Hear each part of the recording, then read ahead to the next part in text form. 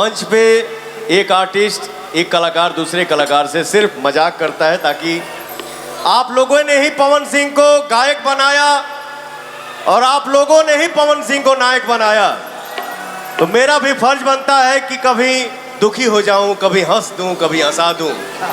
तो मंच पे मैं आप लोगों से मजाक करता हूं, उसको दिल पे नहीं लेने का, ले भी लेंगे तो कोई दिक्कत नहीं है।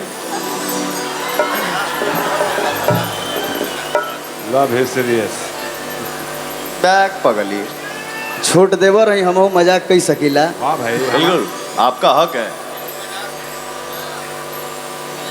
अरे तो पगला हम कौन सा सीरियस बोलते हैं, हम भी तो मजाक ही करते हैं। बस 2 तारीख को भैया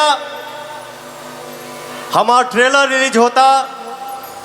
नवरात्रि के शुभ अवसर पे हमारी एक फिल्म आ रही है, आप सभी के दुआ आप सभी के आशीर्वाद से, जिस फिल्म का नाम है हर हर गंगे। गंगा सफाई अभियान पे हमारी ये फिल्म है, स्वच्छता अभियान के ऊपर हमारी ये फिल्म है। तो मैं चाहूंगा कि हमारी जो फिल्म आ रही है हर हर गंगे, इसको आप लोग भर भर के अपना प्यार दुलार और आशीर्वाद दीजिए। Thank you so much.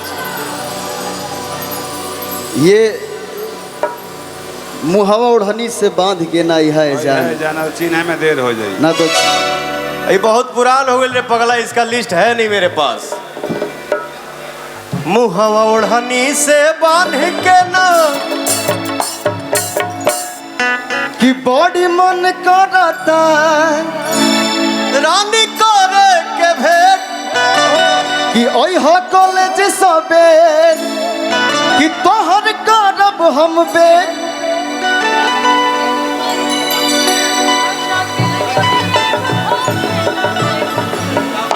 बोला आजा के छोड़ी आई बुखारे न देर होई हो।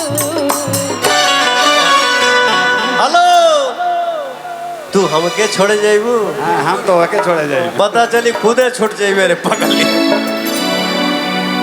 जाके छोड़े आइब घरे ना कुबेर होई हो। मुहवा ओढ़नी से बांध के ना आई हो, ये जानना तो चिन्हे में देर होई हो। मुहवा ओढ़नी से बांध के ना आई हो, ये जानना तो चिन्हे में देर होई हो।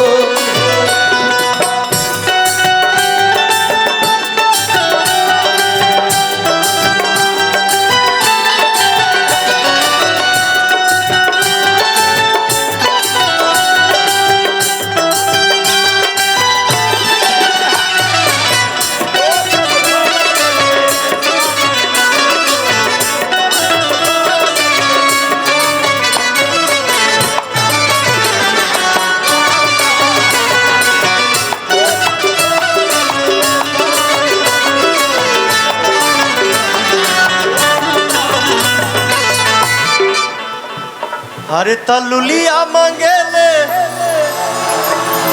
लुलिया का मांगेले। बारे भाई जियो। अरे लुलिया मांगेले, लुलिया का मांगेले। बेटा मैं वहां पे कैसे आऊं? आप वहीं से मुझे प्यार दो, दुलार दो, बहुत है मेरे लिए। अरे लुलिया मांगेले, लुलिया का मांगेले। काहे तारा पुल पर चढ़ के देवाल भागेले। तो काहे तारा कुल पर चढ़ के दरार फाड़ेले। लुलिया मांगेले, लुलिया का मांगेले। लुलिया मांगेले, लुलिया का मांगेले। लुलिया लुलिया पवन सिंह जैसा।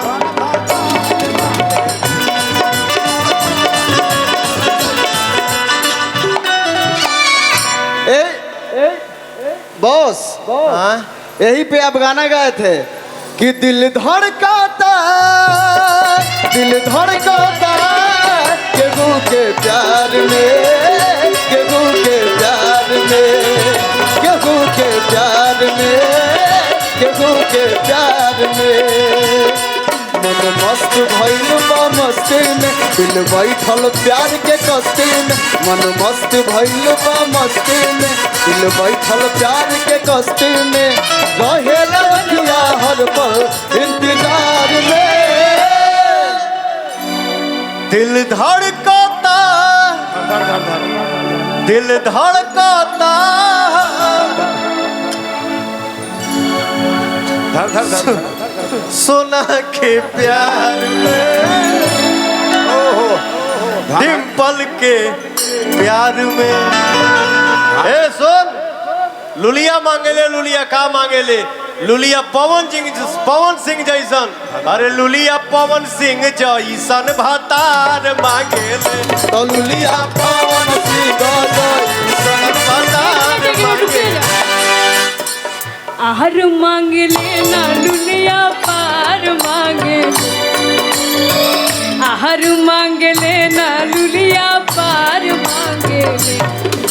छोटे बाबा एनर्जी कम हो गया है, थोड़ा रिदम में कि यार मांग लेना लुलिया पार मांगे ले, आर मांग लेना लुलिया पार मांगे ले। तो लुलिया आप जैसन लमहर भातार मांगे। कैसा ना हो? देखिए क्या है, आप सब के जैसा नहीं, कहाँ कहाँ जेबे। एक ही जगह हम लोग। मैंने लुलिया की बात की है, अपनी बात नहीं की है। यहाँ लुलिया आप ही हो। ए व्यास जी, या तो इस भरे समाज में आप पवन सिंह को चुन लो, और नहीं तो इस भरे समाज में किसी एक भाई को चुन लो। सुमन भाई को चुन लो।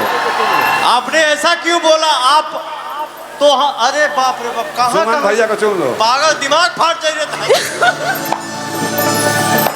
कि यार मांग लेना लुलिया पार मांगे ले, तो लुलिया पवन जैसन लमहर भातार।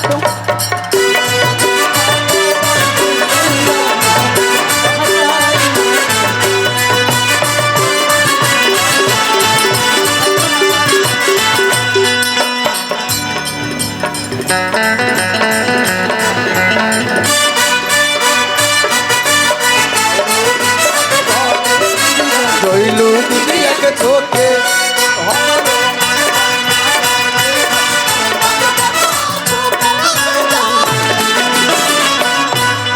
घर ही में बनी जाई, बवाल हो जाई। लहे लहे डाली, बवाल हो